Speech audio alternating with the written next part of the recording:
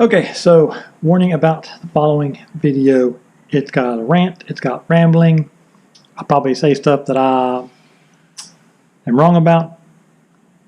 Probably speak about stuff that I know nothing about. You can be mad at me, you can chew me out, you can do whatever. It's not going to change the fact of what I've said. So, just so you know, it's a warning. You know, this may trigger some of you all. And then again, it may not trigger you. I don't know. Anyways, I just kind of wanted to warn you. It's a bit of a long video.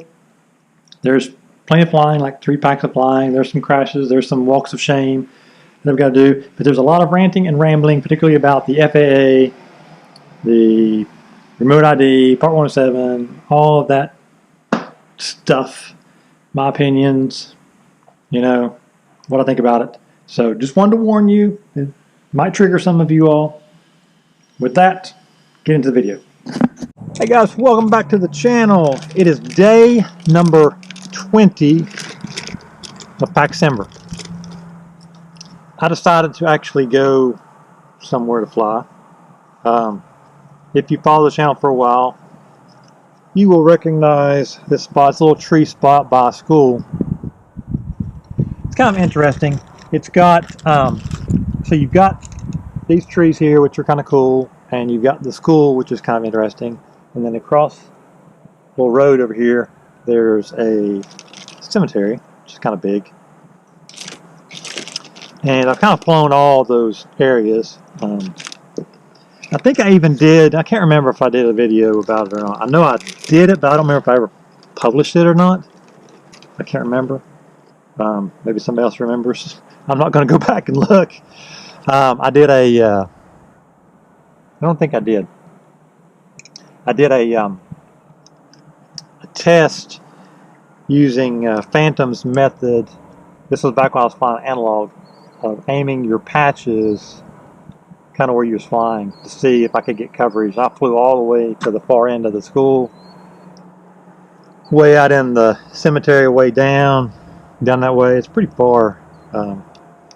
And I'm kind of a little bit lower than some of the ground here, so you have a little bit of ground around you, which is kind of, it was a good little test, I think.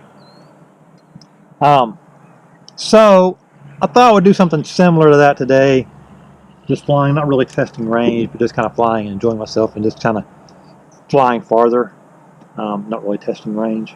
But I wanted to talk a little bit today about the FAA, remote ID, Part 107, Section 336, all that garbage. If you've been in the hobby long enough, you're familiar with all of these changes. And I kind of wanted to get your all's thoughts on it. My thought is, I'm ignoring the vast majority of it. For one, I don't fly commercially, so I have no need of a 107 because I'm not flying commercially. The problem though is the whole way all this stuff has kind of come about, and it's just dumb. The whole thing is dumb. I mean, if you think about it. I watched a video there that I shared it on Rotor Riot. It was, what channel was it? Alien Drones or something. Anyways, he interviewed this dude from FAA. And the dude from FAA is like, you may think you bought a toy, but you bought an aircraft. Really, FAA? I bought an aircraft? If I bought an aircraft, then where have you been when people have had these things shot out of the sky? I don't see you all prosecuting anyone who shot one of these things out of the sky. And last time I checked, it is a federal offense to shoot an airplane down, and so people have shot these things down and you're not prosecuting them. So obviously it's not an aircraft. I don't know what your all's end goal is. I really don't understand the end goal of all of this stuff. You say the end goal is integration of these into the national airspace. Well,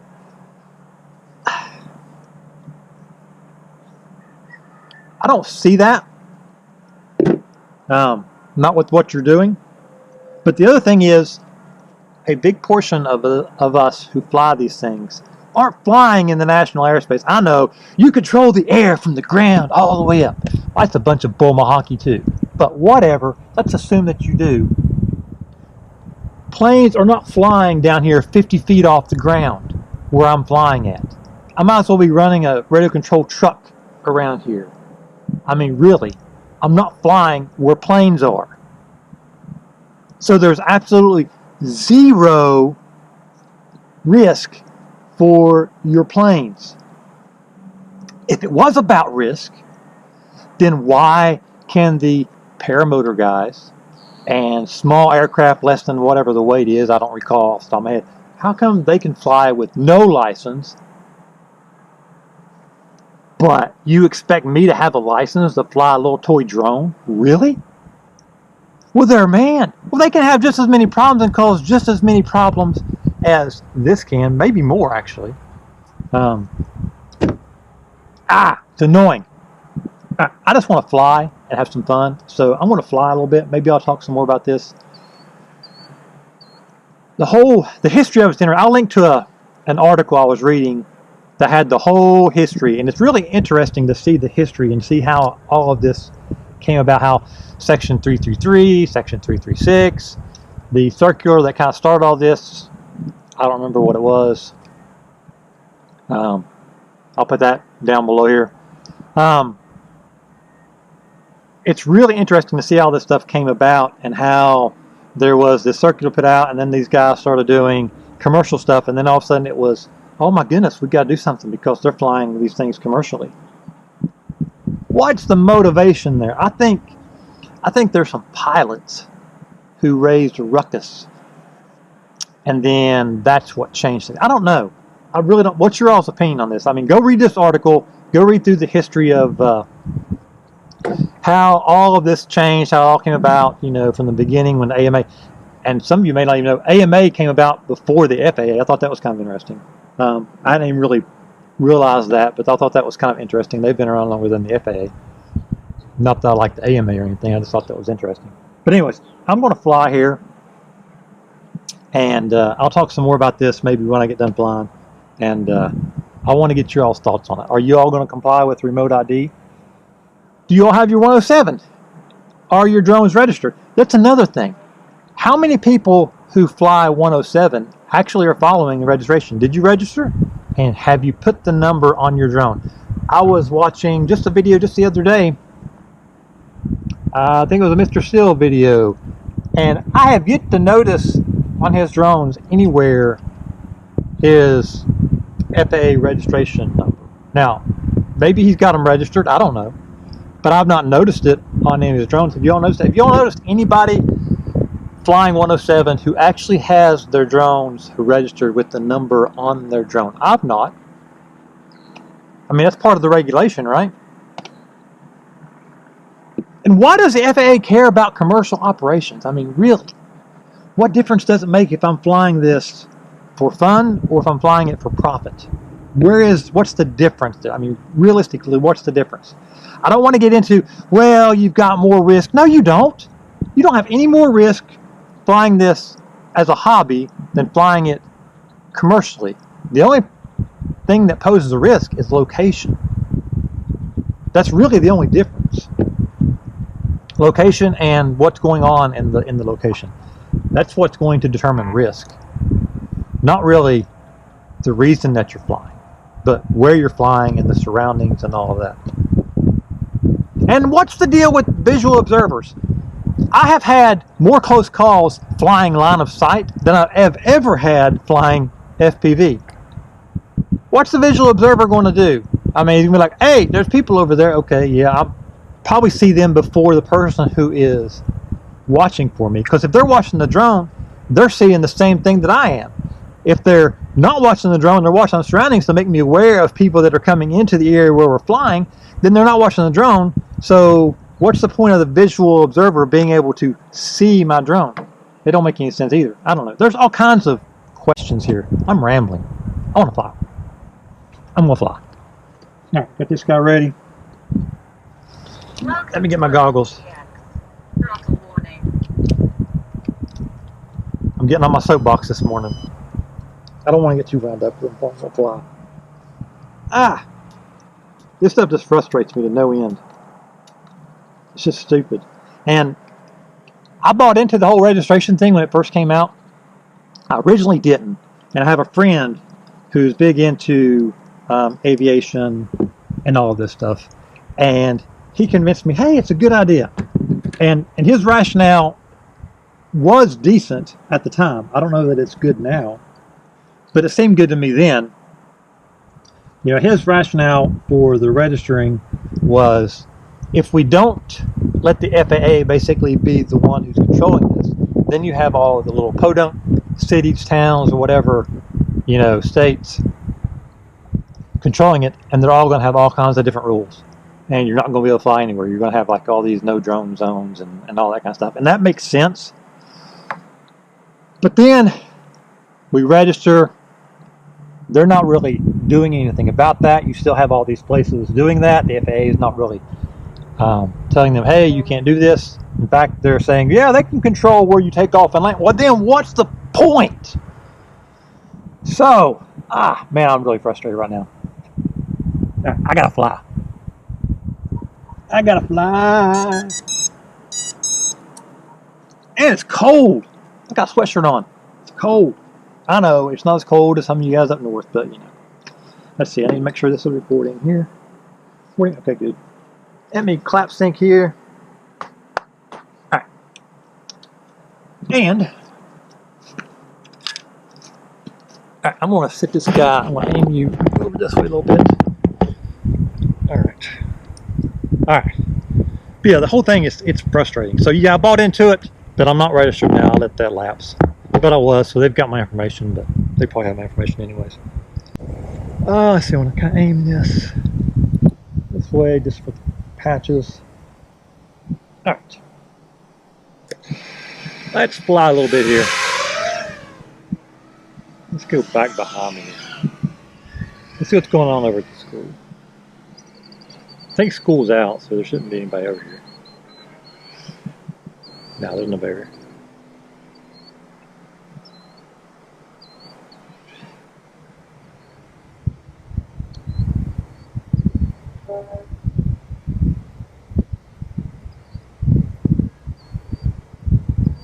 This is such a cool spot. Oh, I made that tree. The scraggle there threw me off in that entryway there. Oh, what I hit? Did I hit the top of that?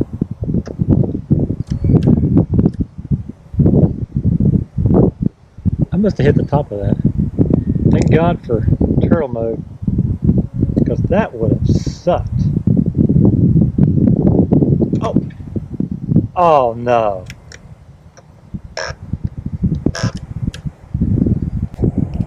That's going to be a long walk of shame. Stupid scraggle. Even with digital, man, you can't see some of that crap. Well,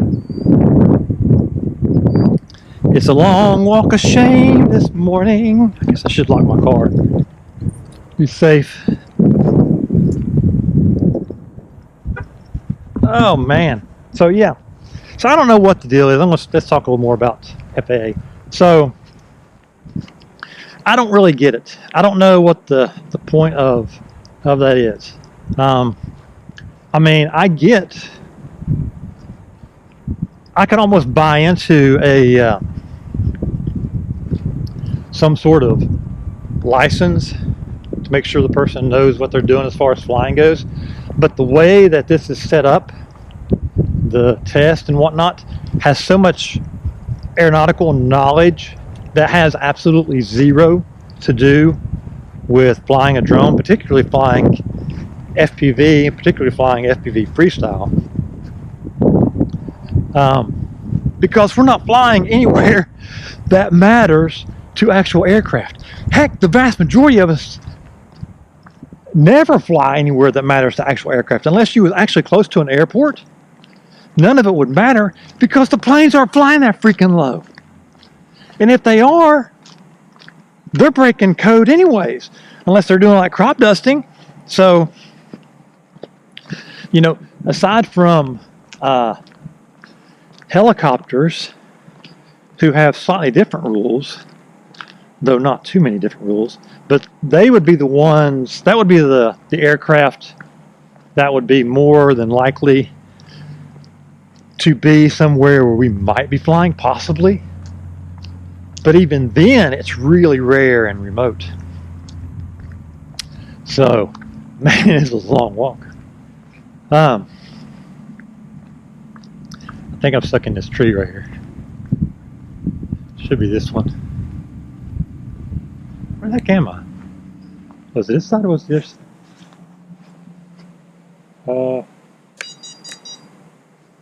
I hear it. Where's the, oh, haha, I'm not in this tree. I'm in the bush. There I am. Okay, now he's all good. Maybe I'll set something up over here and just fly over here for a second. Since I got this guy over here now. He's all right. Let's just set this up on this thing here.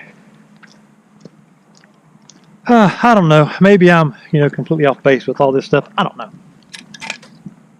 What do y'all think? Am I? Let's sit here where student drop-off is. Let's sit here. Turn this guy like this. We'll just attach that there. Yeah, he's all good. All right, let's just fly a little more. Oh, I think it got too hot. Oh. Ah, man, this thing cool off. Probably got too hot. Sitting there. Let the thing cool off a minute. So, I'll give it a second to cool off. So yeah, I don't know. I mean, what are your all's thoughts? Do you all think that there's, you know, legitimate reasons for remote ID? And then contrast that with how it actually is implemented. Like, so in that video, he said that it's not going to be like more than 2 miles or something the other like that. Well, what good does that do? I mean, really, what good does that do? I don't know. I don't know. The limited range of the way that it's implemented doesn't make a whole lot of sense to me. Doesn't seem like it's anything of any use. It kind of goes back to the whole network thing, because I think that's what they really want, which is, you know, network remote ID, to where you have to be connected to a cell tower all the time.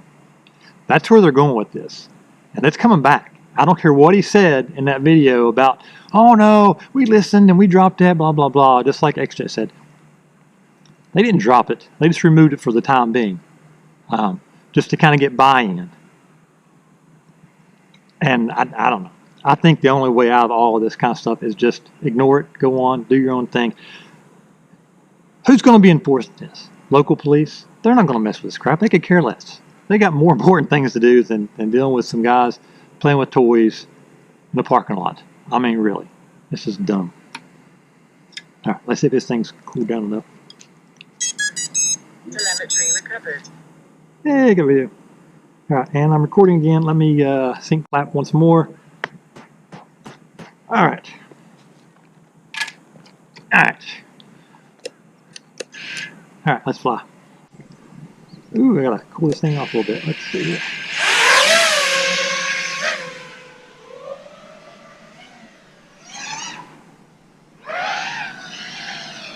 Try to get my air flow in this thing.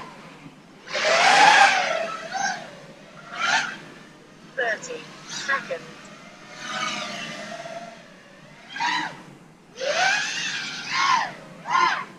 Oh, it's crackle for Florida.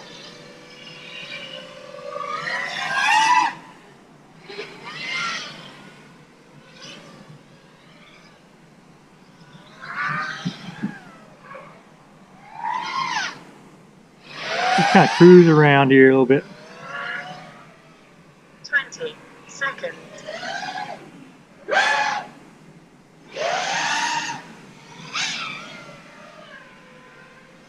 Gotta remember where I'm standing at so I don't.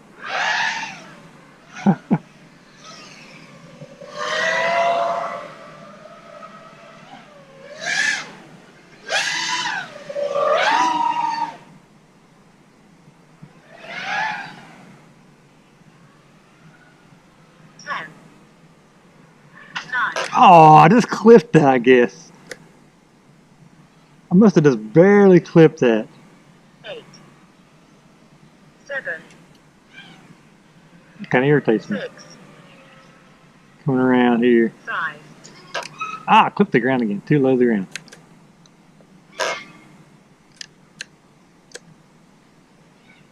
4, 3, 2, 1. Timer 1 elapsed. We got a little juice left here.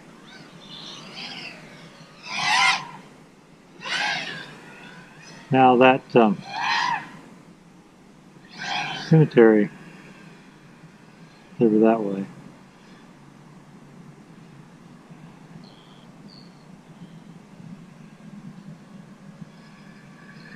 This is such a cool spot. Nice and wide open.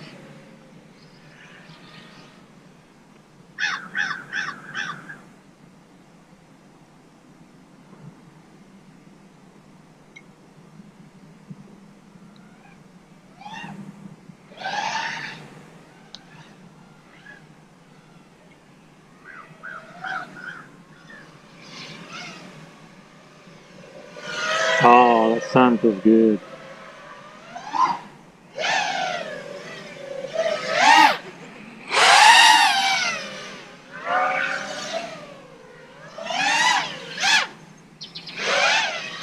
Alright, let's go back to the car. I wonder how far back behind me I can fly. I gotta walk back up there now. Yeah, I better land. I don't want to overheat this thing. Alright.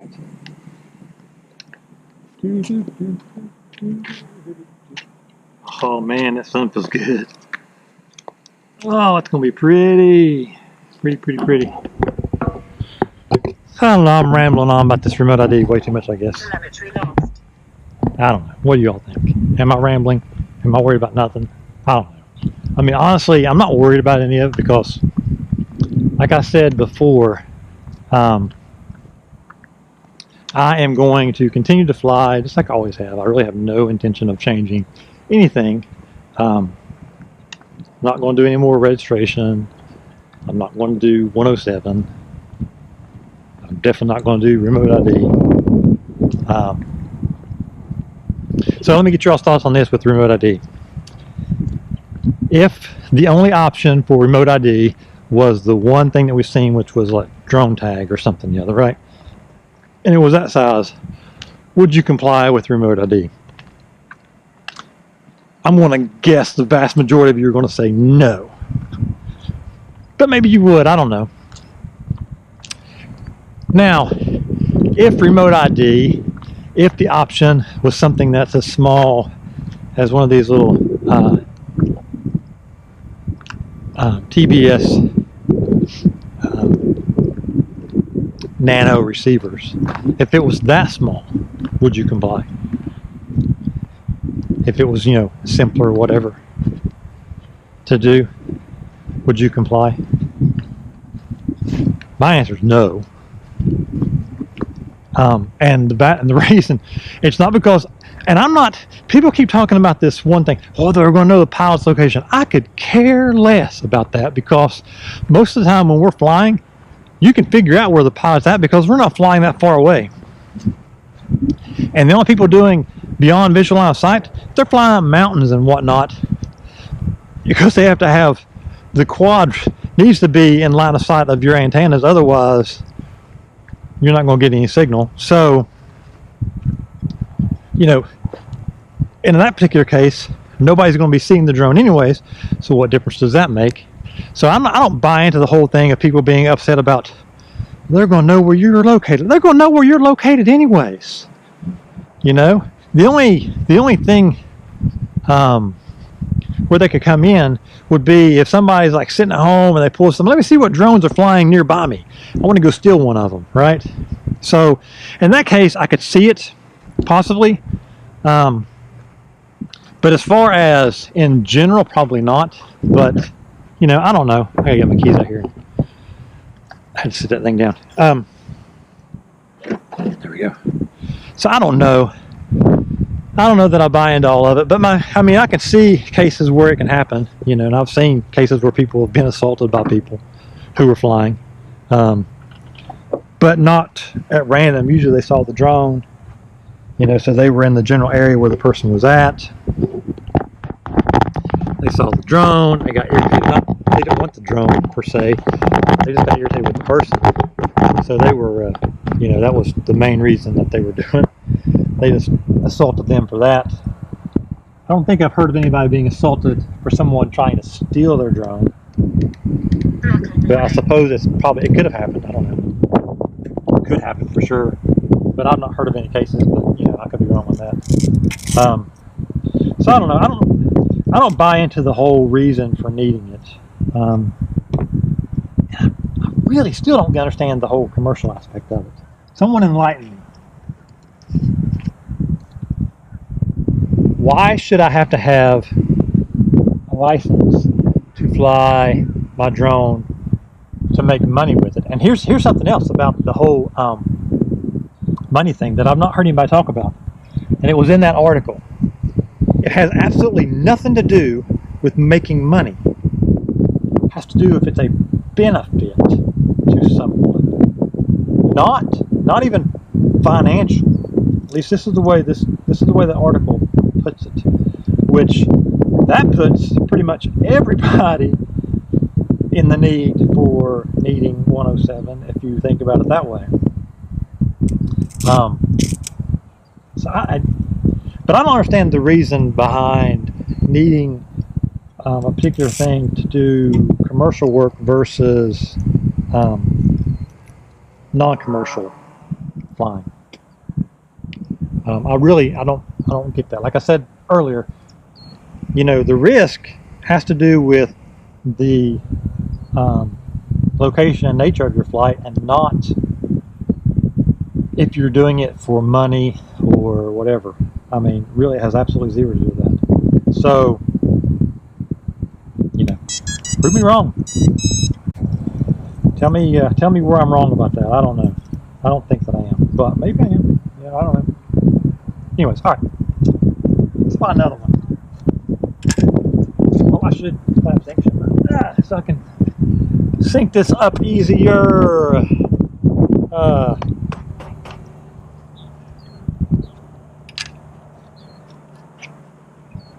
See, there's planes flying right now where I'm at. The dude's probably a couple thousand feet up. Should I not be flying? I pose zero risk to that dude. So, you know, I don't know. Let's see here. Let's go over toward the cemetery.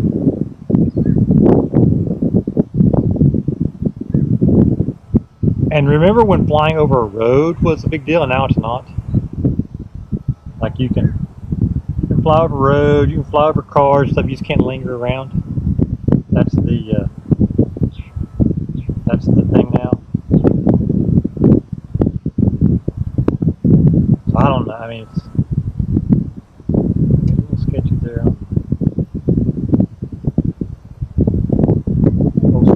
Moss, man, you see that moss there? Trying to reach out and grab me. You know, watch that stuff. It's dangerous. Lying down here. There's some more of it. Man, it's crazy how much the moss gets on the trees down here.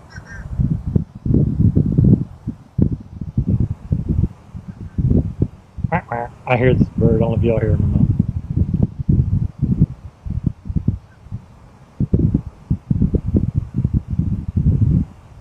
This is a huge place to fly. I mean, you got all that down through there, and now we're down back over where I'm at. I remember one of the times I flew, I smacked one of those trees coming out through there. This place is massive. I got something on my lens, I think. I see a speck of dust on my lens. It's irritating. It's not all the way.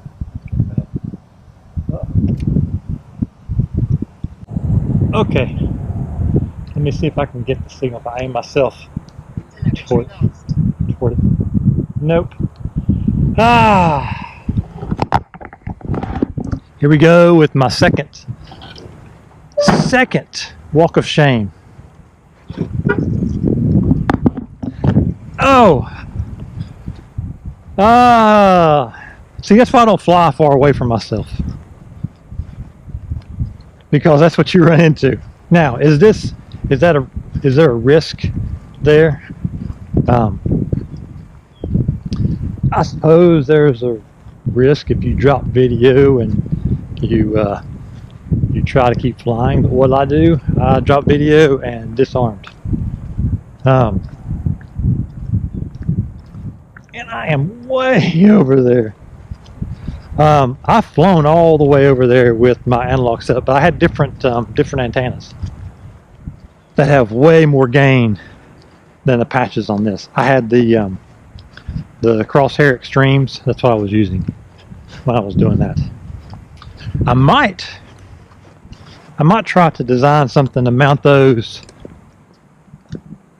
on my goggles whenever I get them, because those suckers give you some range to be able to penetrate and fly around stuff and not have to worry about breakup and everything. They definitely have much better penetration. When I was using those, I could fly. There was a spot that we were flying just a little south of here, and I was flying with my buddy who flies on DJI, and we were out, and there's this building that's in front of us that had kind of these neat awnings and stuff we were playing with. But we decided to see what type of range penetration we had on the back side of this building, because it's a big long building, you know, to see if we had signal behind it. So we flew, you know, down along the side of the building, all the way on the back side, back around stuff. And both of us did, and we both made it. But I had actually better signal penetration than my buddy who was on DJI. Now, I can't remember at that time if he had patches on his or not, but RF signal critical. it was just kind of the point I wanted to make, though, was that those crosshairs, man, they have some serious penetration. I keep dropping signal. Oh, there I am. All the way down here. Man, it's a long hike. 20 seconds. 20 seconds. Got a guy doing some surveying out here. Anyways. So, dang, it's a long hike. That was a long hike. That was way out through here. And there I am. Alright. Let's go ahead and unplug this guy here. There we go. Let that sucker cool down. And walk back. Telemetry lost. Oh. Telemetry lost. If it disconnected. So, anyways, where was I at? Man, I have rambled and rambled in this video. I'm sure you guys are going to get tired of my rambling. Maybe not, I don't know. Anyways, I'm really frustrated over this whole FAA crap. I mean, it just irritates the crap out of me. Some of the stuff really irritates me is people's like, just go ahead and comply, it's the right thing to do, and blah, blah, blah. But I don't think it is. And, you know, I can see reasons for needing it in certain circumstances. In particular, if your goal is to integrate this into the national airspace, to where, you know, air traffic controllers would know, hey, there's a drone flying at 2,500 feet, you know, 2 miles out from the tower, blah, blah, blah, whatever. But that's really not the case. You know, we can't fly these things in airspace close to airports, and close to airports is where the planes and whatnot are going to be flying the lowest. Like I said earlier, the helicopters are really your big risk, and most of them don't even show up. They're thwarting or ignoring, or I don't know. I mean, I don't know all the rules and stuff on that. I don't even claim to. But I'm pretty sure they don't have to do a lot of the things that the planes do. So, I don't see how remote ID helps them, and it definitely doesn't help us to avoid them. So I don't understand the reason for. I don't see how it improves safety one iota. I really don't. I mean, I could see in theory how something could possibly do that, but it would have to be different, and have to be a lot stronger signal to even remotely even possibly be anything of a safety thing. It'd have to be able to like be shut down, or taken over by somebody else piloting it, something. I don't know. I mean, I just don't see it. And like I said before, the whole 107 and the commercial thing, and how that, go read the history on that. And I don't see the reason for having a difference between commercial and non-commercial. I really, really, really, really don't. And here's another thing. I'm rambling. I keep saying that, don't I? So they've got these FRIAs, FAA recognized identification areas, or whatever it stands for. I don't remember. Anyways, where you can fly without remote ID, right? And so then this FAA dude, he didn't like the shielded operations thing, right? He's like, well, your drone, it could fly away. They're great and stuff, but, when they fly away, it could cause a problem. Well, it could cause a problem in a FRIA. It could do the exact same thing, right? So what's the purpose of a FRIA? How does that improve safety? It doesn't improve safety, because if I can't fly without remote ID, like shielded operations like I'm doing here, where I'm down below trees and buildings and whatnot, if I can't fly here, without remote ID, why should I be able? I have the exact same risk. Again, goes back to the whole risk thing, as if I was flying in a FRIA, right? According to this FAA dude, this thing is going to just fly away randomly. Number one, he doesn't understand FPV and drones. The only drones I've ever seen fly away are drones that have some sort of automation features on them with the GPS and stuff. Like it's set up wrong, or it just goes wonky, or the GPS loses its mind, or something else loses its mind. And what's it do? It decides to fly home. And you don't even know where home is. It just starts going wherever. That's the ones I've seen cause problems, as far as that goes. Not this drop signal. It falls out of the sky. How can it be any more safe? I mean, that's as safe as you can get, Now, granted, you can set these up wrong, but you have to intentionally do that. You have to actually go and make changes to how they function so that it wouldn't fall out of the sky. You would have to knowingly set it up to be unsafe. And I mean, there's always that risk. Somebody could do that. People could fly without remote ID and do all kinds of nefarious things, and this solves nothing, right? So, I don't know. In my mind, this is a toy. And if this needs remote ID, why don't ground vehicles need remote ID? Why isn't the Department of Transportation, saying we need something on all our ground vehicles? Well, I know it sounds absurd, but it's no more absurd than doing it for this. I mean, really, it's not. You can FPV those things just as easy as you can do this. I mean, I've seen them take those things pretty far. know, on the ground, granted, signal penetration is not nearly as robust with the ground vehicle, but you can do it.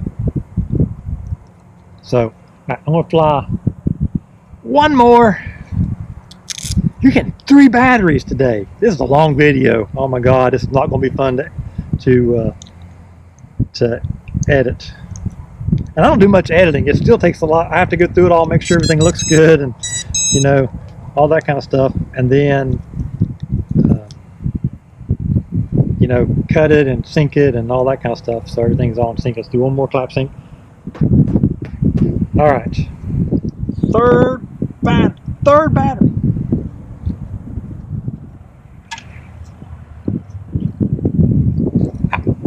Let's do some freestyle around the trees.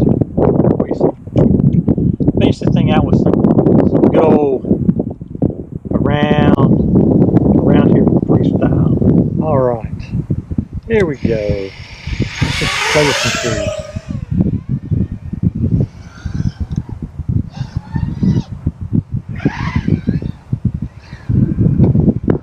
Good old smacking a tree branch. I didn't even know what branch I hit there.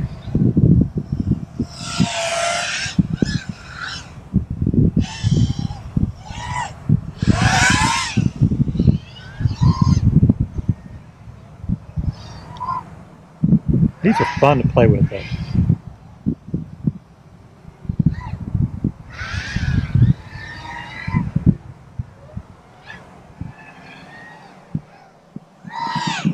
I mean, it's about the highest I've been flying the whole time. Oh, let's do.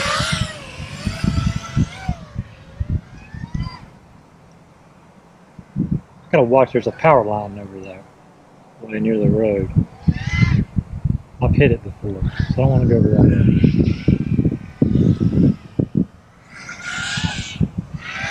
A little slalom action here.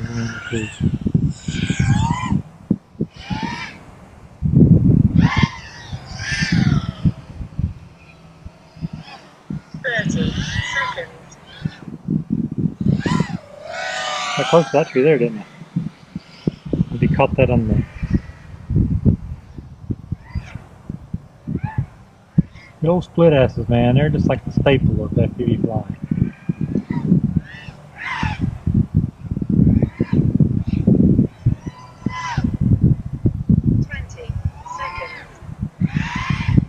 I'll watch my battery. I don't want to get too low.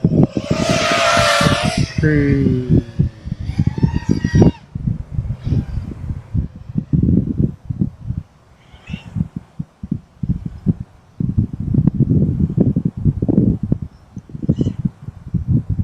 I always want to play with this. 10, 9, 8, 7, 6, 5, 4, Ha. 3, Alright. 2, I think that's a good way of finishing off there. 1. Definitely don't want to get stuck on that. I don't have my my recovery stuff with me today.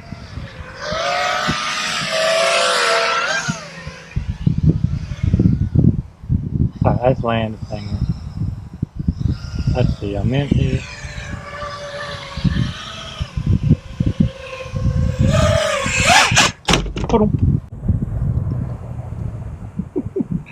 Alright guys, this is a long video. Oh my God, it's way too long. If you all stuck around this long, kudos to you. You probably didn't. Most everybody probably bailed after the first minute, you know. At least that's what YouTube analytics shows me. They bail out pretty early, you know. Don't leave comments, don't leave likes, don't even leave dislikes. Do something. Comment, like, dislike, I don't care. Do one of those things. It'd be wonderful if y'all did.